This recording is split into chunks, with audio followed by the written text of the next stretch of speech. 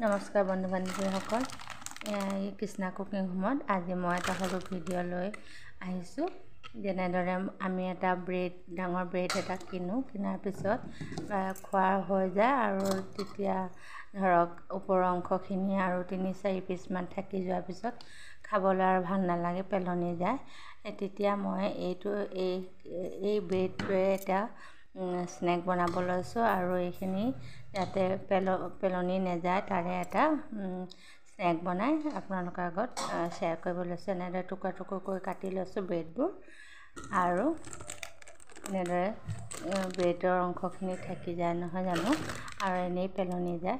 সেইকাৰণে মই ইয়াত এই টুকুৰা কৰি লৈছোঁ ব্ৰেডবোৰ আৰু এটা স্নেক্স বনাই ল'ম। ইয়াত মই পিঁয়াজ এটা, বিলাহী এটা আনিছোঁ আৰু তেল গৰম কৰি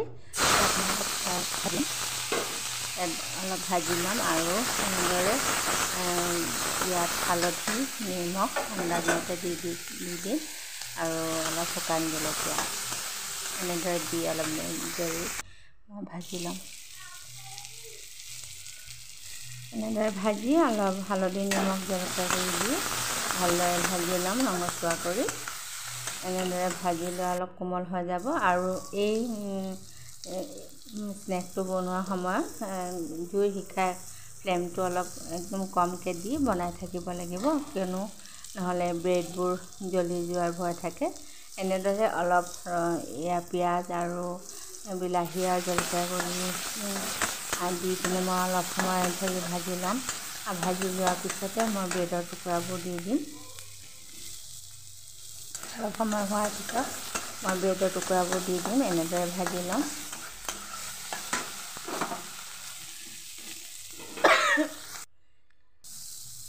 এতিয়া হৈ গৈছে, কোমলি গৈছে পিঁয়াজ আৰু বিলাহী। মই এতিয়া ব্ৰেডৰ টুকুৰাবোৰ দি দিছোঁ আৰু ব্ৰেডৰ টুকুৰাবোৰ দিয়াৰ পিছত আকৌ অলপ সময় ভালদৰে লৰাই ভাজি ল'ম, যাতে ব্ৰেডবোৰ কোমল হৈ যায় আৰু অলপ কৰকৰীয়া টাইপৰ হৈ যায়। এনেদৰে সকলোখিনি এনেদৰে ভাজি ল'ম। এনেদৰে বনাই খাই চাবচোন, খুব সোৱাদ লগা হয়। আৰু লাষ্টত এনেদৰে মই কম ফ্লেমতে অলপ ভাজি এনে অৱস্থাত কৰি লৈছোঁ আৰু অলপ যাতে কৰকৰীয়া হৈ যায়। আৰু এতিয়া মই এচামুচ বাটাৰ দি দিছোঁ। এনেকৈ বাটাৰ দি ল'ব পাৰে, নহ'লে অলপ গোন্ধ থকা ঘিউ, মনোৰমা ঘি এনেদৰে দি ল'ব লাগে, খুব ভাল লাগে খাই। এতিয়া এইদৰে বাটাৰ দিয়াৰ পিছত মই আৰু অলপ সময় লৰাই ল'ম আৰু অলপ সময় লৰাই লোৱাৰ পিছত ব্ৰেডবোৰ চাওক ইমান ধুনীয়া কোমলি গৈছে আৰু অলপ কৰকৰীয়াও হৈ গৈছে। এনেদৰে বনাই ল'লে খাবলৈ খুব ভাল লাগে আৰু সৰু ল'ৰা ছোৱালীটো খুব ভালেই পাব। আৰু এনেদৰে টিফিন বক্সতো আমি সৰু ল'ৰা ছোৱালী টিফিন বক্সতো দিব পাৰোঁ।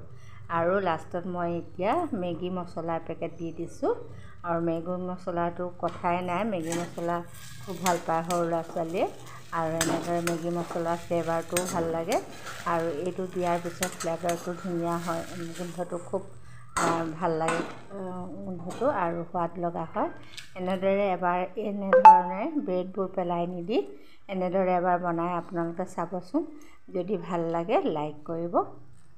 মোৰ এই ভিডিঅ'বোৰ কেনে পায় আৰু আপোনালোকে ক'ৰ পৰা কোনে চায় চবকে নমস্কাৰ জনাই আজি এই ভিডিঅ'টো মই ইয়াতে সামৰণি মাৰিছোঁ। এনেদৰে এবাৰ বনাই চাবচোন, খুব ভাল লাগে।